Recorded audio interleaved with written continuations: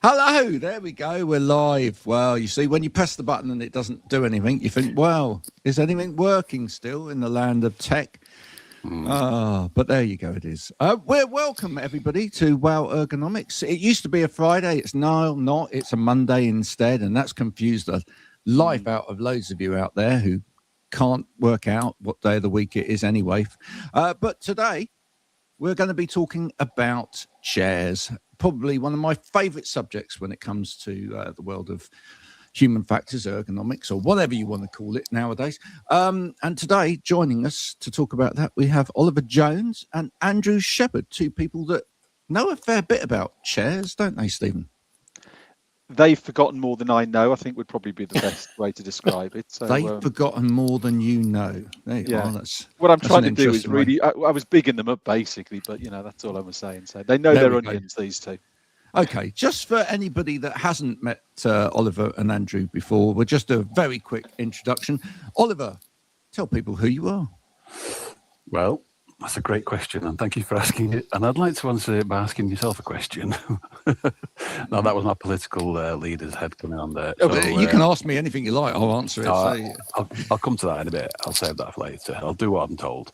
As my name tag suggests, I'm Oliver Jones. I work for a company called Backcare Solutions, probably the leading deliverer of ergonomic equipment and assessments in the UK these days, most highly thought of. My role is that of a technical one. I advise, provide solutions, which is a key part of our operation, and deliver training and roadshows and exhibitions. And I'll do anything for cash, basically. anything Very for honest. Cash. Yeah, Very there we go. honest. You pay, I'll play. There we go. And we've also got Andrew Shepherd. Now, you must know a thing about chairs because your company sells them. So tell us a bit more. Yeah, I think we do. And I believe that's what they pay me to do. However, I'm not so sure at times. But yeah, I've been selling chairs for 25 odd years, but the last 7 or so with Flokk, probably some of the best chairs in the industry. Not that you would believe that some of the adverts that certain manufacturers put out there, but it's all in the marketing, I assume. But yeah, I thoroughly enjoyed my time working alongside Steve and Oliver from time to time. So yeah, it's a good little chair community we have, and lots of knowledge pooled. Cool. Now listen, Graham, I was going to say, I thought this was a natural follow-on, wasn't it? Really, from our sort of, because we've sort of gone to monthly now. It's sort of nicely followed on from Mr. Pirry and Mr. Walker, who we had on the first show of the year, which was January, which is around assessments. And we just thought, I know me and you spoke after that, it was really well received, that show, but we thought it might be worth sort of breaking it down and delving a little bit deeper into the world of chairs and where we plonk our backsides, as it were. I'm pleased you've stepped up from Andy Pirry and come along to us as chair experts. Well, I hope he's listening. As we know, there's no love lost in the world of ergonomics, but also, we come at this from a completely agnostic angle, as you will know. So we won't be favouring anybody, and in fact, I shall treat you all equally when it comes to giving you hard questions as well. Now, let's start in the same place that we started with the field of workplace assessments or ergonomic assessments or DSE assessments or whatever. Let's do the same thing with chairs, okay? Because when it comes to chairs that we use for work, let's just put it that way, again, there are so many different titles out there that, again, do you feel like it gets confusing for people when they're looking to buy? Do they actually know what they're looking for because of the different types of definition of said thing that you put your bottom on? Anyone want to take that? I'll answer that first, if you like, because I'm at the sharp end. I mean, and I'm a customer of Andrew's effectively, and I have customers come to me, so that's the kind of chain of command. But generally, I would say most people that I speak to say what we would call as a task chair, an operator chair, or a workstation or DSE chair. They tend to just call it a desk chair, don't they? Really, it's a desk chair as opposed to an armchair or a pump-up Lilo or something like that. It's a desk chair for most people, or described as, I often get people, one of them that goes up and down, and spins around. And that's the terminology that the vast majority of people use, because their specialist areas might be in medicine or science or IT, not seating. So all they say is a chair that goes up and down and spins around. So those are the terminology they use.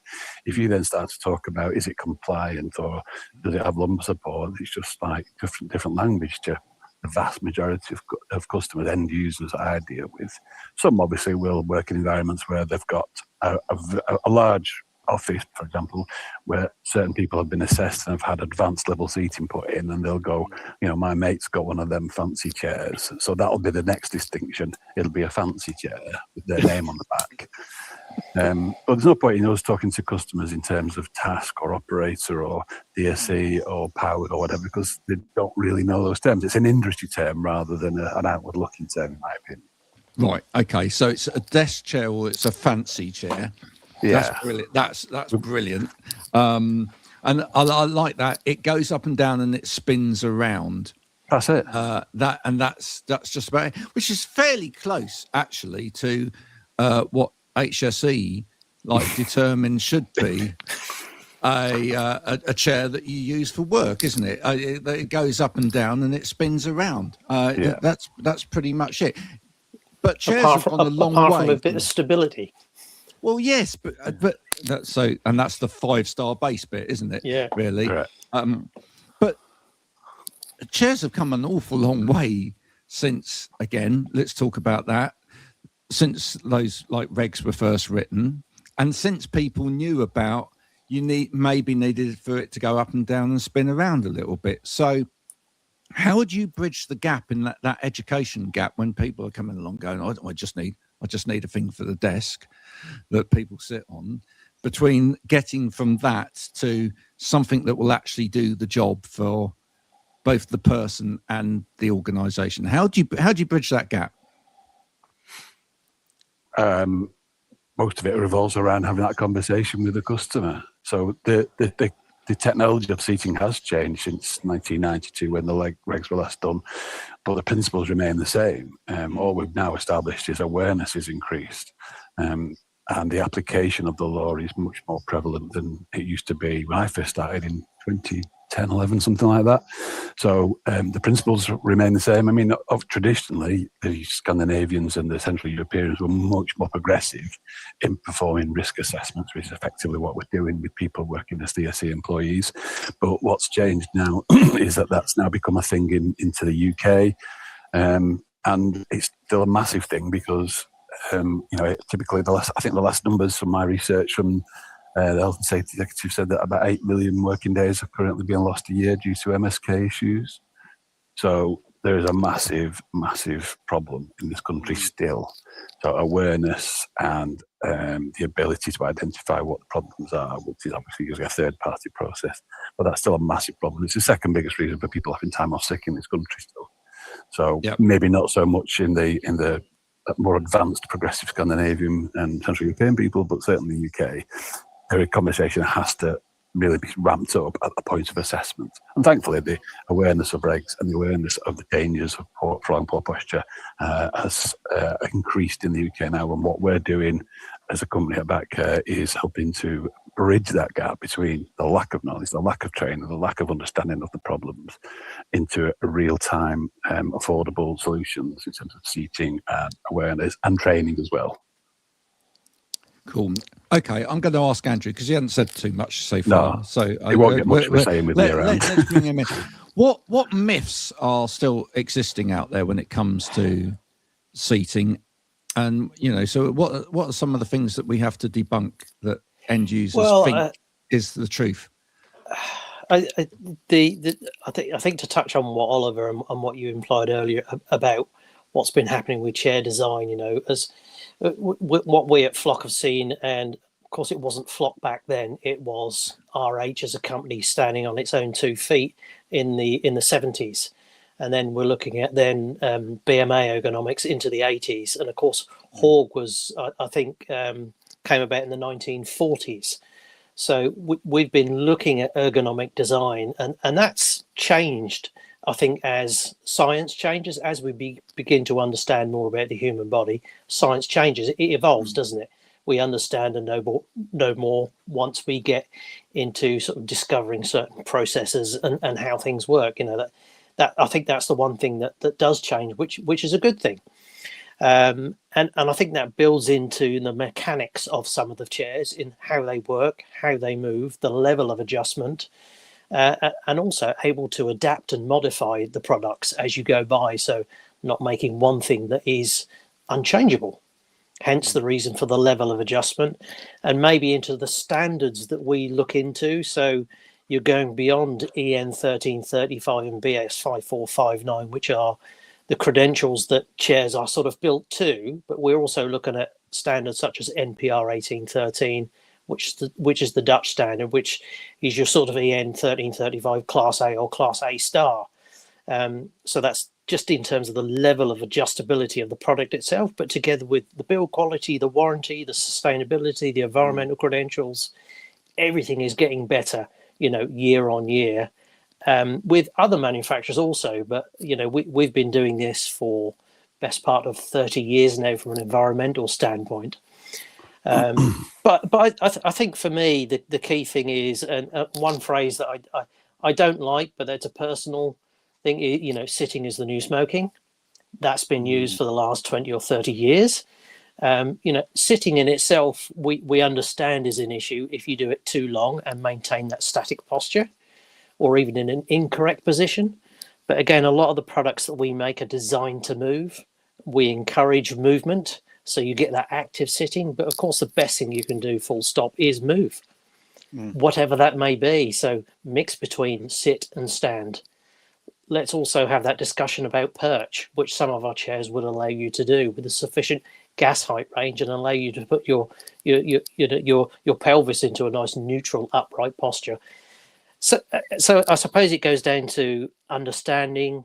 Of course, that's going to be education of what we do and bringing out to the market, which obviously with association with Oliver that we do through our roadshows, etc. We're always trying to communicate and go that extra mile to help people understand what a good chair can do. Yeah, no, absolutely. That was one of the myths I was hoping you'd bring out.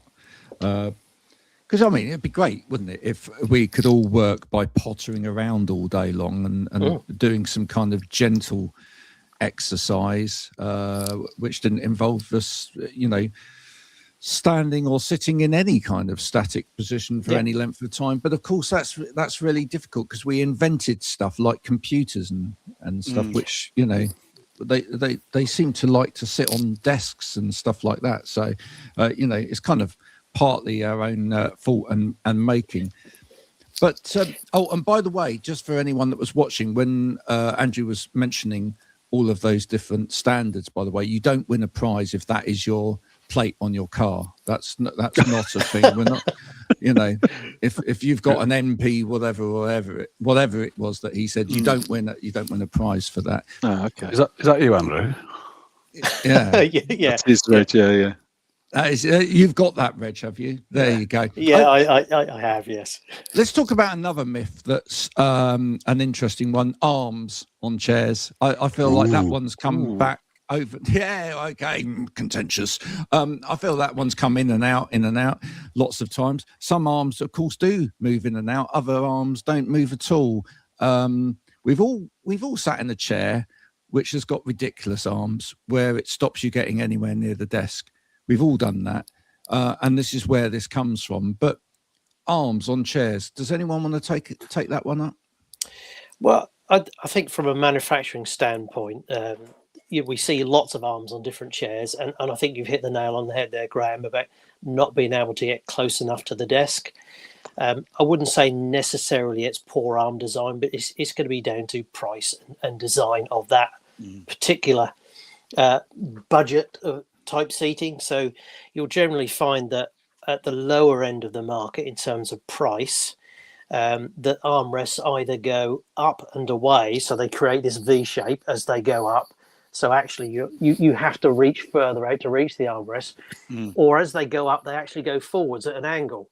So actually the higher up the arm goes, you have to be further away from the desk because the arms impact the desk level. And ideally, I think from an assessment perspective, you want the arm rests to be at the same level as the desk. So you create a nice level surface so you can rest your forearms and they become a natural extension of the work surface. And I think it's that design in the chairs that allow them to be able to set back far enough to be able to accommodate that. And that's really the only thing I see in it, but it tends to be budget dependent. I think that the cheaper end of the chairs don't tend to offer the same level of adjustability in the armrests, let alone the rest of the chair. But arguably, if that product is right for you as an individual and it fits you, it's the right chair. But I think you then have a look at the rest of the equipment. And I think for me, the biggest detachment I see is the use of keyboards.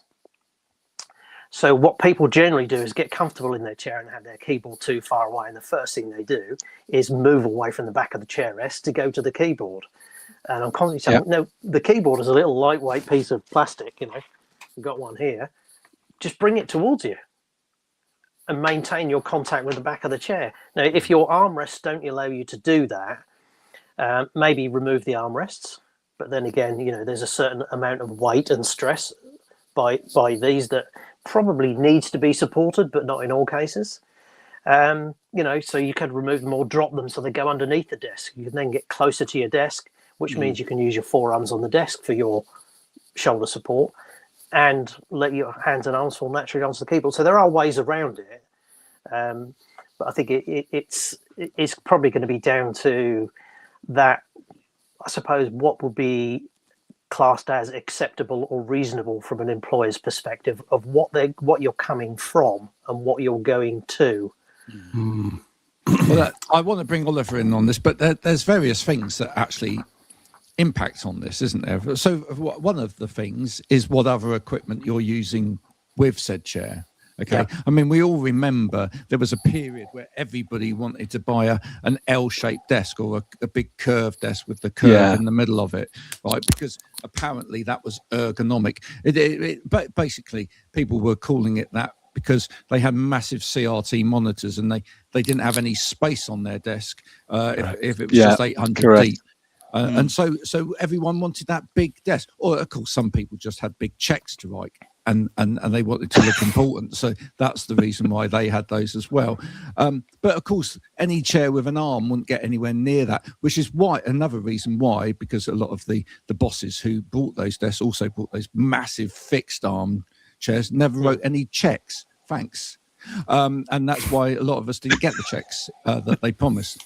But so what we use it with is this something you want to tell us there, Graham? Sorry, I feel as if there's a sort of backstory that you need to share amongst friends. I'm just saying there was a time in business, we don't get it so much now because nobody uses checks, but there was a time in business where everybody used checks as an excuse for not paying because you know the check got lost in the post or they couldn't be asked to write it. Post-dated checks. I paid it in like 3 weeks in advance. I actually received a check in the post only last week. No, really? Yep. What year was it written?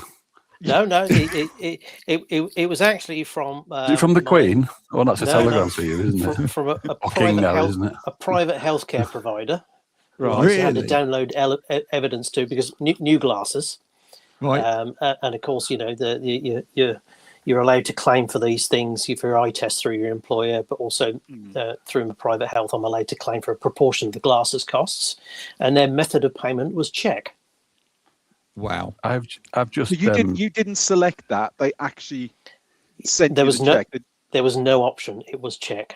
Wow, yeah. Andrew, do you realise with those new glasses you'd taken on the look of Genius Soprano? It's not a program I've ever watched. I mean, if we can relate it to Star Trek, if you can't get that reference, then you don't deserve to be on this call. Oh my goodness! I better go now then. Okay, let's move quickly. Let's move quickly past that. No. Move on. But ask me about armrests. So I'm going to, but I want you to follow on with this. So what equipment we use it with is important, but also anthropometrics are important. How you know, our measurements as people. Some people have got enormously long arms. Some people have got very short arms. Some people have got Tyrannosaurus Rex arms, right? They can't clap. I mean, it's literally, there's differences between different people in terms of their arms. Some people, if they rested their arms on the desk, they'd have the keyboard a million miles in front of them just because of the length of their arms. So all of that makes a difference as well, doesn't it, Oliver? Now over to you about chairs and arms. So whenever I have conversations with customers via the Teams events we do, or in person, or even during an assessment, the biggest talking point is always armrests. So speaking personally from my experience, I think armrests, let me just qualify, the right armrests are as important as anything else on your chair. If you look at if we go back to compliance, they suggest that it says something like you should be able to maintain, and I hate to go back to compliance, but that's where we have to start from. Yeah. Because this is what we're talking about. Any assessment has to be evidence-based and in line with what the health and safety people say. Because if you go back to a big organisation, I think you should have armrests on it. You've got to have some solid background and reasoning and logic for that. Anyway, so I think that they say something like it must allow the shoulders to be relaxed or in a comfortable position. And if everything else being equal, and for the vast majority of people, there are exceptions. For the vast majority of people, having good adjustable armrests is a vital part of the chair setup.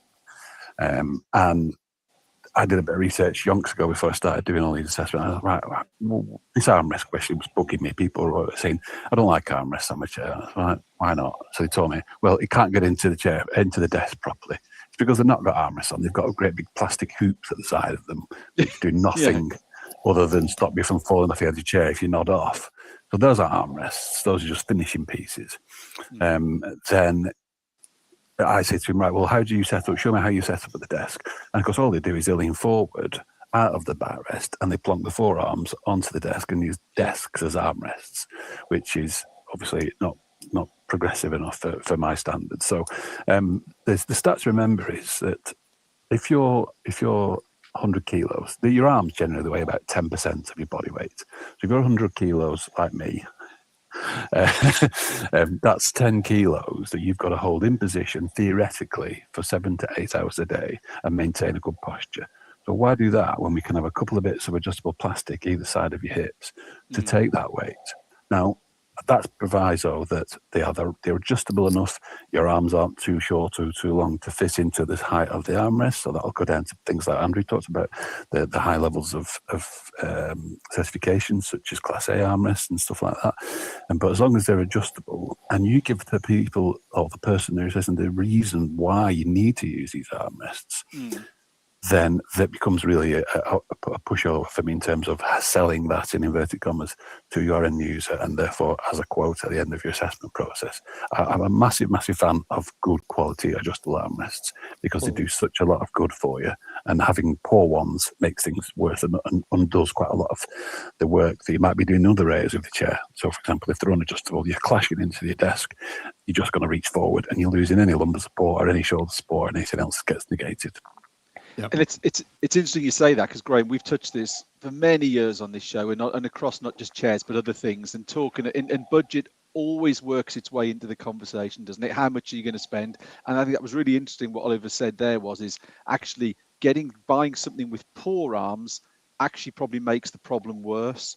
So it's still that getting that sort of thought process into people's heads, those decision makers, is, we understand people are going to be conscious about price, but actually you could be making the problem worse by trying to think you're saving money. You're actually spending more because there'll be sicknesses, there'll be problems, there'll be people leaving businesses. And it comes back to this all the time, doesn't it? About making an informed choice and buying something that's adjustable. If it's adjustable, it is going to cost more money, but it's going to give you so much more. And I guess, especially with chairs, in an office, where someone, at a fixed location rather than a hot desking area, someone could leave that business and then someone else comes in with completely different body measurements. And that adjustability means that chair can be used for someone else, where if you go cheap and cheerful and it's very fixed, maybe that product is no good, has to be chucked out, and therefore you have to buy something else. So it's getting people to think about adjustability, isn't it? Well, that then it comes back is. to task chairs and operator chairs, which are unmanageable, unadjustable, and so you just everybody ends up, you buy everybody's chair twice. You're buying 100 contract chairs, and then 6 months later you've bought another 10 because none of the 10 percentile of that group fit into the contract chair.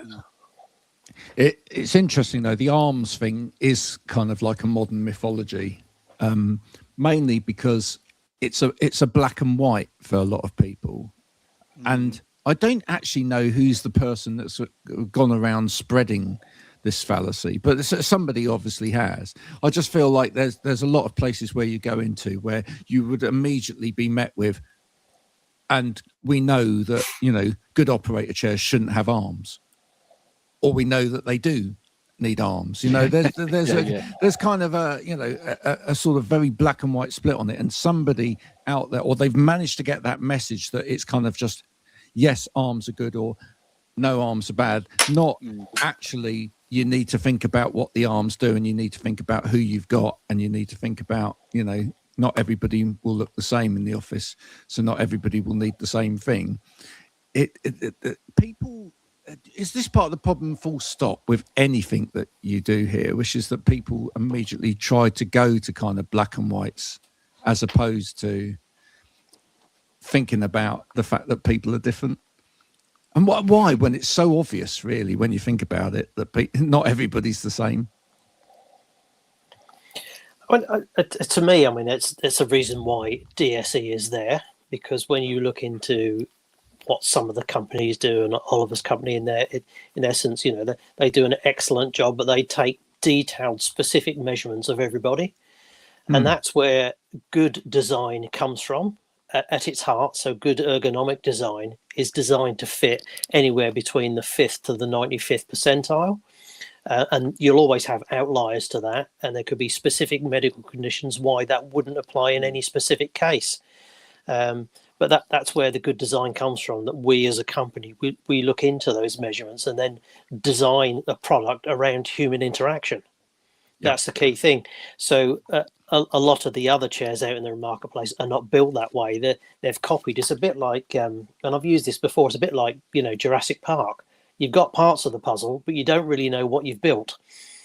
Because you've never designed it in the first place. You've bought some bits and you've bolted it together. Yeah. 100%. If I could just finish on that one, I think if you explain it in true purist forms, and I'm talking about an assessment, a DSE assessment on something, so seat, desk, screens, keyboard, monitor, etc. If you explain to them that what we're trying to achieve here is for the task to fit you and not you fitting into the task, which is what we're trying to, which everything just boils down to. Yep. And you illustrate that, a methodology and that principle to a customer, it then helps that buy. Because, right, as soon as they have that catchphrase almost put to them, we're trying to make the job fit you and not you fit the job, it becomes a lot easier for people to understand why and what they should be doing in terms of this DSE workstation setup. Yeah. But that's the founding principle of ergonomics. Correct. In all honesty, you know, so that's been applied to DSE because it actually fits and it works, doesn't it? Yeah, and it does. 100%, you know, but that goes for any workstation, and I think that's where maybe the HSE are coming from with their MSK figures, because a workstation for you is not necessarily a desk and a computer. No. Yeah. No, 100%. Right, let's get on to another modern mythology when it comes to seating. Okay, so we've got a chair. It swivels. It goes up and down. It may or may not have arms. It depends on the person. Mine will. And the environment. Okay, and it depends on who's doing the selling as well. Next thing is lumber is everything.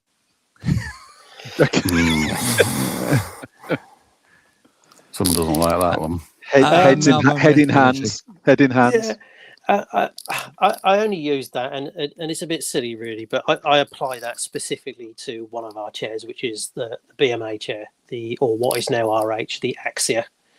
It was designed around pelvic support, and when you show people how this works and how it corrects the posture, I'd be putting it in a more of a neutral upright position, a bit similar to a Capisco in that respect.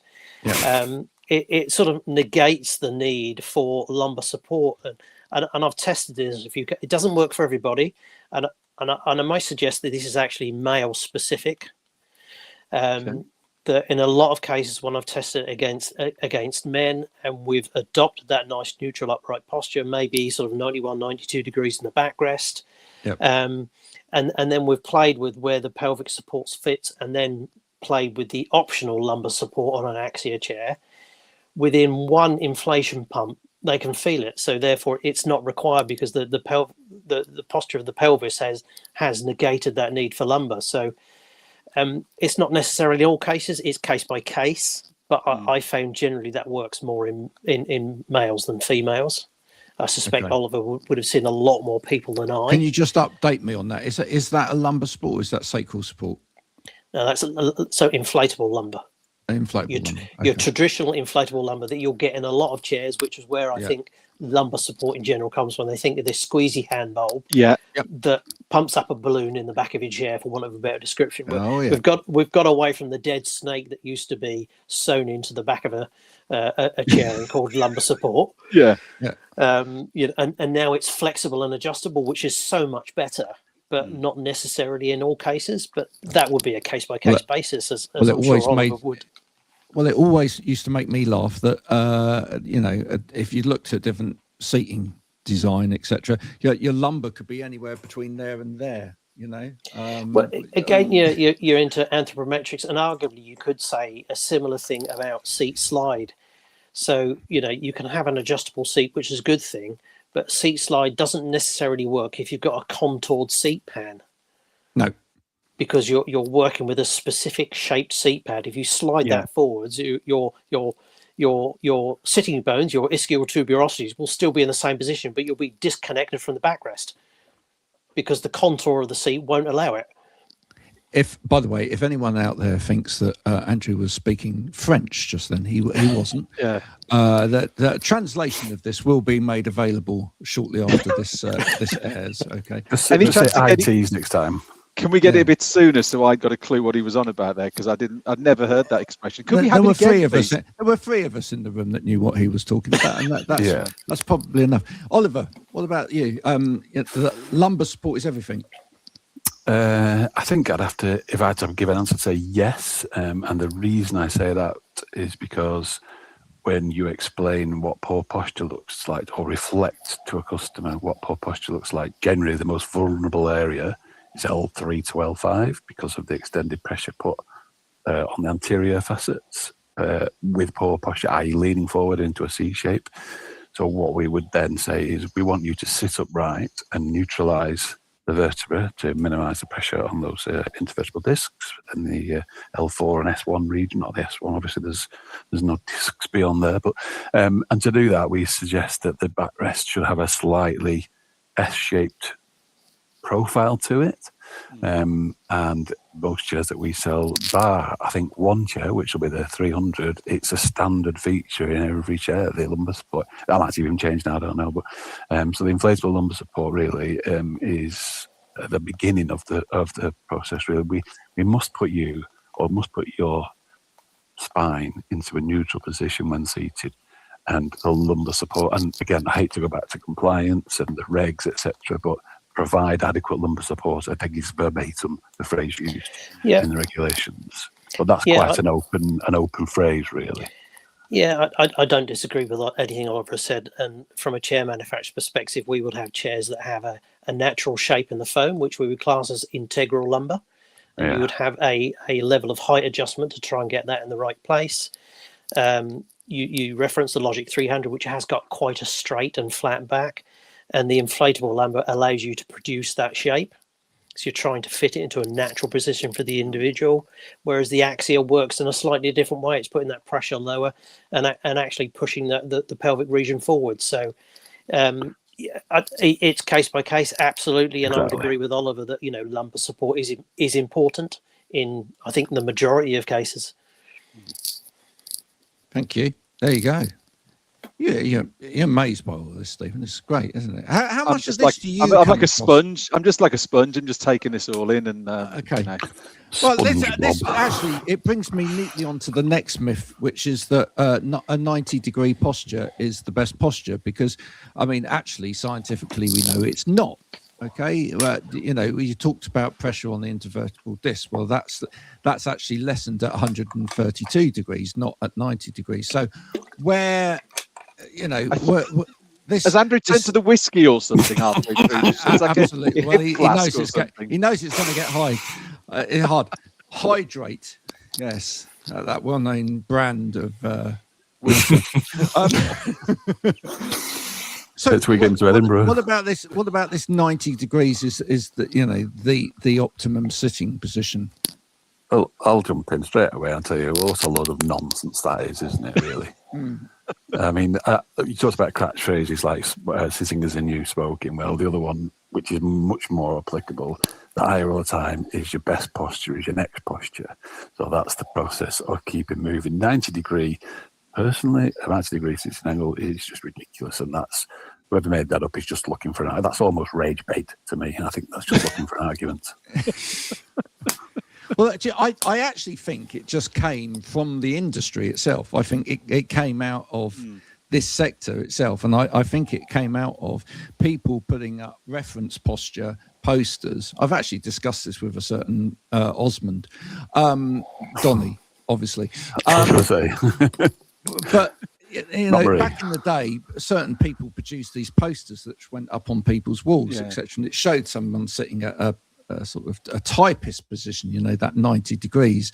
And then I used to go and see people and they went, I've been sitting like that for days and I've got a really bad back now.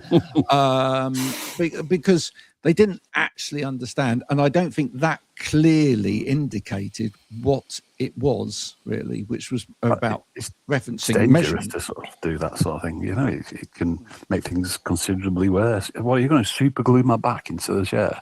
It's like, I can't move.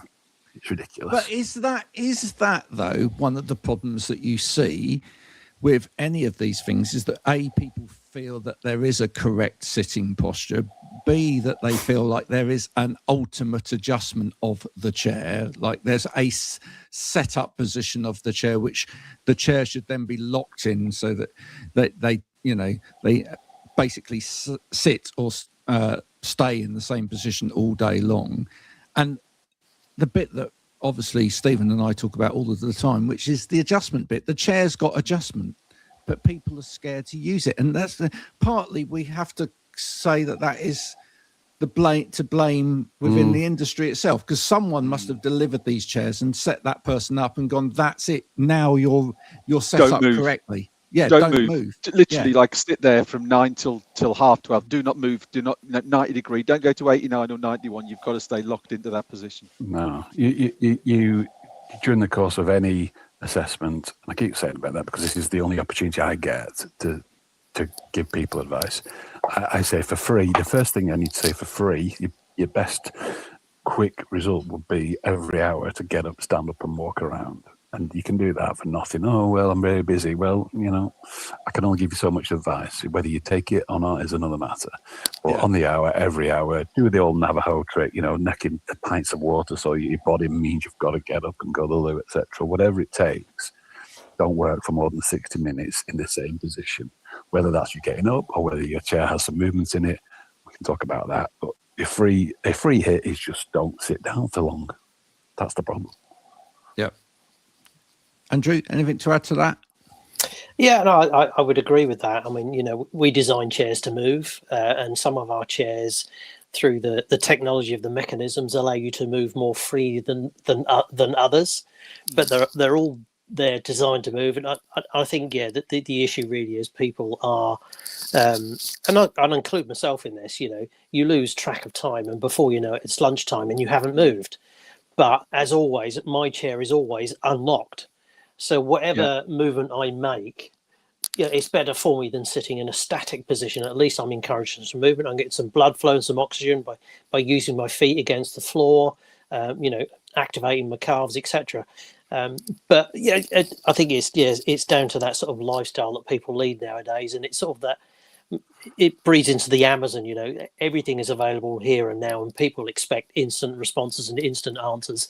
And in some cases, people get stuck behind their desks and don't feel as though they can move, even But you though know when what it's the best thing. You know what the biggest problem is? You need to kick it upstairs, really. So I have to talk to people when I'm discussing what their needs are. What is the company culture like? Are you in an environment which will support the fact that you have to stand up and take a break?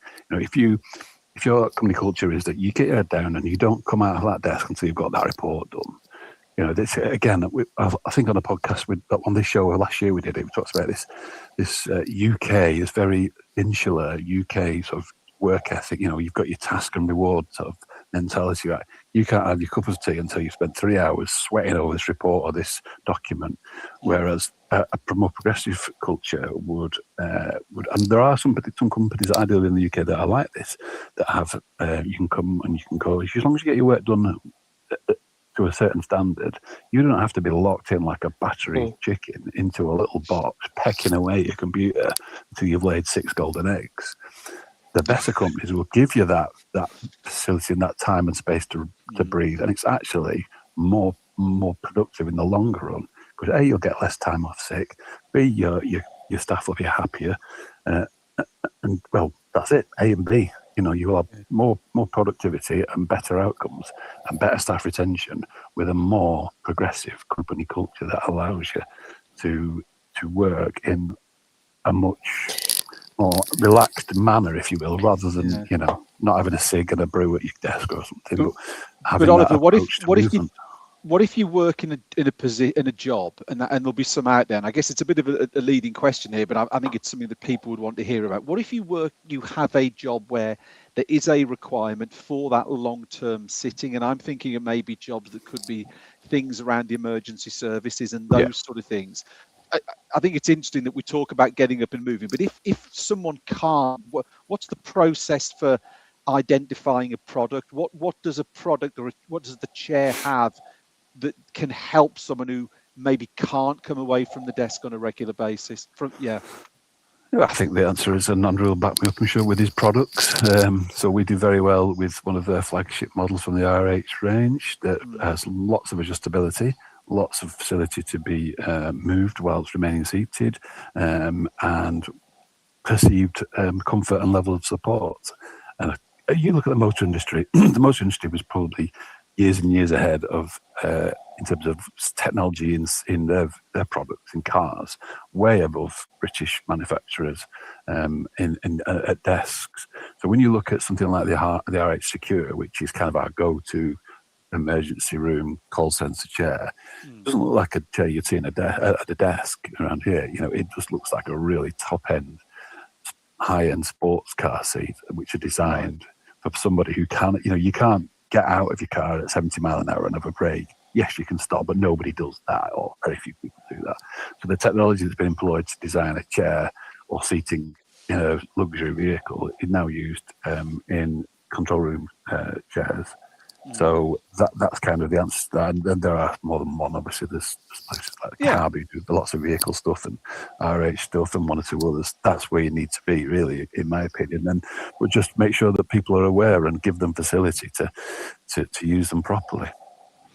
Yeah, I want to leave time. Sorry, go on. Yeah, I was going to say, I appreciate the shout out of the name, but yeah, the Security is a very, very good chair, and we look at a lot in not only emergency services, but people who are monitoring CCTV security. Their constant position is heavily reclined, looking at monitors up on a screen, and that brings in separate levels of challenges to a chair manufacturer, because the traditional way is arguably straight down the gas lift. Now you're employing a level of recline, so you need more tension, more resistance, or more strains going through this element of the backrest. Yeah. So you actually need to design a chair that's actually has a low center of gravity. So when we manufacture those chairs, all the weight is low, steel plates are inserted for additional strength, but it brings the center of gravity down. So when you're in these enhanced recline positions, the chair is still stable. Yeah. No, it makes absolute sense. I want to leave time for us to talk about Scotland. Other countries do exist, of course, before we finish today. So little curveball coming off of the seating thing as well. But one of my favourite subjects, so I'm just going to chuck it in there quickly. AI's come in, hasn't it? And we hear a lot about it, but talked about in terms of potentially changing jobs, people losing jobs, etc. But kind of one of the dreams years ago was that we would bring in this technology, and the technology would take over all of the grunt work, and people would have a bit more time to move and enjoy the more sociable aspects of work. But are you actually seeing that, or are you seeing the complete opposite of that? Is AI actually chaining people to desks because now they can get through more stuff more quickly, probably with less thinking as well? Well, that's my argument. But is that what you're seeing? I'll answer that first. So it has become a thing for us, definitely, in our team in this company. I think it's quite handy for summarising reports. If you can just put in 10 prompts from an assessment discussion and say, generate me a nicely worded summary of the problems. So, I mean, the thing about assessments is I can have a quick conversation with someone and say, this is your solutions. But a lot of companies want this evidence, and they want a nice lengthy report. And that is quite time consuming. But one of the areas that we've sped up that process is not in every case, but in some fairly straightforward jobs, we've kind of used some level of AI to be able to write a quick summary, so we don't have to spend an hour agonizing over grammar and syntax and logical progressions in arguments, etc. Let the computer do that for you. And it has kind of sped up but it has definitely sped up the processing time that we now have for and enabling us to process more workstation assessments, which is well, you'll be interested in the podcast that I'm doing later this afternoon, which is about AI and GDPR. Then, Andrew, anything from you?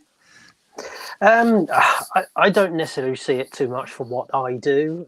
We as a company use it as sort of the back end of the office for filtering emails that come through to the right people. That process has certainly sped up, so it allows us to communicate better, more efficiently. But it's, I suppose, ultimately with things like that, it's learning all the time, and you have to give it enough prompts to start the process. And when a curveball comes in that's never been asked before, then manual processes still kick in. So it has its place. It's interesting. It's not something I work heavily with, but I think I can see the values in it to a degree. Interesting. Really interesting. You got any comments on that, Stephen? I mean, from personal conversations that I'm having across sectors with it, I am hearing from a lot of people who are now more tied to the desk because of AI rather than being loosened from the desk because of AI, because ultimately they are being tasked with more because AI has spread up the process, and now the companies haven't put that back into people thinking time. They've put it back into let's do more work, right? I would say I'm probably quite similar to what Oliver said, actually. I would say what it's allowed us to do is probably do more with less from a resource perspective, but actually divert that resource into other things, which is more customer facing work. A lot of what we do as product, manufacturers, similar with Andrew, obviously Oliver's out talking product, and it leads a little bit into the Scotland piece that you're going to come on to next, but it's freeing people up to talk about products and specifics and things that you cannot just communicate on a flat screen or a PDF or a web link or something. So actually we're using it to try and allow our customer facing people to be more customer facing and add value and be quicker. And I think from what Oliver said there, it potentially allows assessments to be written and produced quicker, which hopefully will allow the problems to be resolved quicker as well. So it's only positive the way I see us using it and how it will impact me and my role, and probably Oliver's role and Andrew's role going forward. It should get more people out there talking product and not having us sat behind Word and Excel typing out documents that something else can do for us instead. 100%. Okay. Interesting. Just make sure you read those reports, because you don't want what happened with West Midlands Police, do you? I mean, if you haven't read that. report. Yeah. That's one to have a look at, isn't it? Right, let's talk about Absolutely. Scotland. Okay, so who's going to tell me absolutely. what's happening in Scotland and when it Oh, is? That man's there. Him. It's his gig. Let's not take the glory from him. Other way, Me. Andrew. Well, it's right on my screen. Oh, All right. Nevertheless, so what's happening in Scotland? Well, on Wednesday, it's the 5th iteration of the BCS Roadshow. Now, the first time I did this podcast, or whatever it's called, was, I think, either the first or second one in Flokk in Manchester. And we talked about it at the time, we talked about what bang for buck exhibitions bring. So the big, massive NEC sprawling sort of 3-room, 3-day events. We talked about how they were kind of getting a bit tired and how much these hit and run things that we're doing now, where you go and find a venue, you get 20 to 30 people, all keen, all interested, all like sponges, ready to listen and take on what you've got and get hands-on evidence and products of the latest stuff and have a little bits of chats and conversations and networking, how much extra value that brought. And we've definitely found that to be the case. So we did one in Manchester, we've done 2 at Flokk and Clerkenwell, we've done one or 2 here at our new showroom, and earlier, sort of end of last year after the last one here at our showroom one, we said, right, where next? And I've just said, it's got to be Scotland. It's got to be Scotland. The great frozen north and past Hadrian's Wall. I don't get anything. There's nothing up there. If you want to go, you've got to go all the way to Birmingham. So we're having it. Long story short, I've got a big customer there in Edinburgh who said you can have our training centre. It's pretty big. I've never been there, but it's pretty big currently. And we've got about 23, 24 sign-ups. So the roadshow basically is me, Andrew, Stephen, Mouse Trapper are coming as well. And we're going to have little mini product demonstrations. We're going to have a Q&A session after lunch. I'm doing a masterclass in ADHD seating. And really, they're just absolutely brilliant, in my opinion. And it's a fantastic way for people to get tailored, specific, hands-on CPD effectively. Oh, I forgot to mention Ricardo Medic as well. Henrik from Ricardo Medic, a big Swedish seating manufacturer coming as well. So we're expanding it, and I will expand it further, and we will keep doing them in different parts of the country. And basically, it's going to turn into like some mass behemoth that we take around the UK and beyond, possibly, as the years, months and years pass by. Well, I can only but reiterate. Yeah, I can only but reiterate that I think that it's a brilliant kind of idea. I know that because I'm going to be doing some events of my own later in the year in London. I haven't decided where else I might do them yet, but and they're going to be big question events for business leaders where I'm going to grill people basically like this, but live, literally in a showroom. Literally grill them over a spit roast, maybe on. Just because ultimately I do think this. We need to challenge leaders now. I mean, the leaders. I kept hearing from people that they're too busy to turn up and take part in these conversations. But that doesn't really equate for me. If someone's being paid that kind of money to be the leader of an organisation, they need to turn up and they need to show up. Be visible. Leaders need to be visible to be believed. Yeah, absolutely. Otherwise, where do we have to trust? Where do the people in that organisation have to trust in them as well to actually lead the organisation? So I'm challenging people to come. I know already that there's going to be some fairly big organisations there, and we will be covering topics like how is AI impacting work? Is it having an impact on the well-being of people at work? We will see what people come up with as questions, and there will be absolutely, this is really important as well, I think, in 2026, there'll be absolutely no selling whatsoever going on in those spaces as well, because I think as well in 2026 the currency of anything that's value is trust, not anything else, really. So as soon as you start to sell, people walk away from you. So you've actually got to walk with them for a bit before you gain that trust. Yes, Will trust pay my mortgage? Just asking for all salespeople out there. Yes, trust will pay your Oh, mortgage. excellent, If brilliant. you can get people to trust you, they will buy from you. You don't No need need to to sell. sell to them.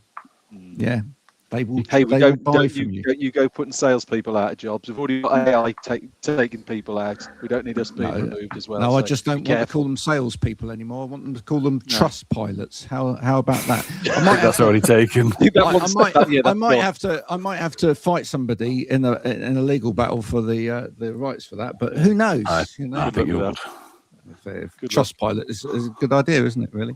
But Oliver, as we've got Graham here, just a thought ahead, and we don't have to stick to this, but with him being in the southwest of the country, maybe that's where we go next. Maybe we head from the north down to the very southwest to the Devon sort of area. Well, I've definitely moved to Bristol as a good spot. Maybe that's not far enough, but certainly Bristol is on the radar because I've got another big customer with a big space that we can have there as well.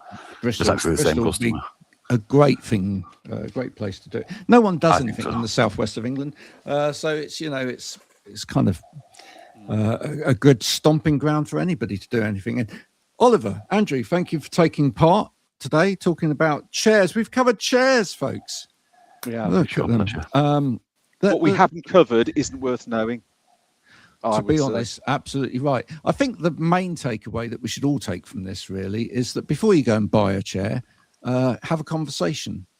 I mean, it's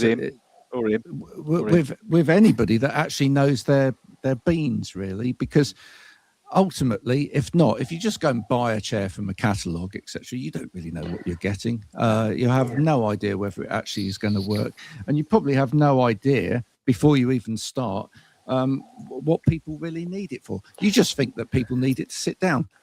As you've heard from today, you don't. You need it to help people move. So there we go.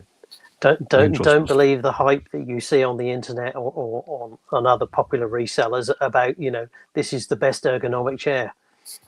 Understand it, have a conversation, see somebody, sit in it. Try before you buy. You can't have a best ergonomic chair. The two things, it's a contradiction in terms, folks. Right? It's an oxymoron, as they like to say, right? It can't exist because if it's the best ergonomic chair, it should fit absolutely everybody for every single occasion, and it doesn't. So it's a lie. Don't perpetuate that lie any further. Stop it dead in its tracks. Come and see one of these guys and talk to them about helping people to sit more comfortably when they need to. There we go. Thank you.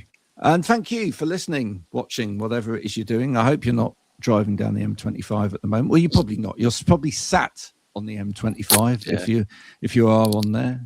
Not literally, obviously. When you next get a chance, get out the car and have a little walk because you're going to be stuck on it again when you get going again. We will be back first Monday of next month. Well, is it the first Monday of next month? No, it's meant to be the last Monday, but it might be the last but one Monday. But it might be the last but one. So look, we haven't even worked it out ourselves yet. We'll be back in March, and we'll let you know when it is. Okay. Yeah. Until then, from all of us here, goodbye for now. Bye. Bye. Goodbye. Bye.